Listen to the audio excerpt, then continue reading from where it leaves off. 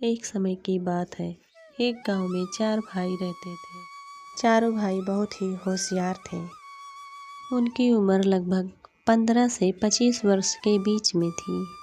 एक बार चारों भाई अपने मामा के घर दूसरे गांव जा रहे थे।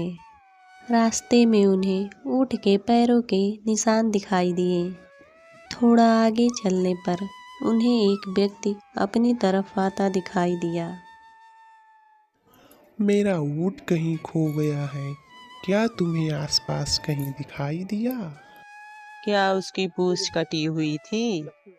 क्या ऊँट का एक पैर टूटा था? क्या ऊँट एक आग से काना था?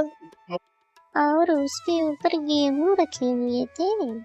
बच्चों की बात को सुनकर ऊंट के मालिक को लगा कि अवश्य ही इन बच्चों ने मेरे ऊंट को देखा है। उसने झट से बच्चों से पूछा, बच्चों, बताओ मेरा ऊँट कहाँ है? अगर तुमने मेरा ऊँट नहीं देखा तो तुम्हें कैसे मालूम कि मेरा ऊँट लंगड़ा, काना, पूंछ कटी हुई और उसके ऊपर अनाज रखे हुए हैं? चारों भाइयों ने बोला, हमने तुम्हारा ऊंट नहीं देखा है। ऊंट के मालिक को इन बच्चों पर शक हुआ कि इन्हीं बच्चों ने मेरा ऊंट चुराया है। ऊंट का मालिक चारों भाइयों की शिकायत लेकर राजा के पास पहुंचा और राजा से बोला, महाराज, मेरा ऊँट कहीं गुम हो गया है और इन चारों भाइयों ने मेरे ऊँट का हुलिया बताया है, किंतु कहते हैं कि हमने तुम्हारा ऊँट नहीं देखा। मुझे शक है कि इन्हीं चारों भाइयों ने मेरा ऊँट चुराया है। राजा ने कहा, जब तुमने ऊंट देखा ही नहीं तो तुम्हें ऊंट का हुलिया कैसे पता है?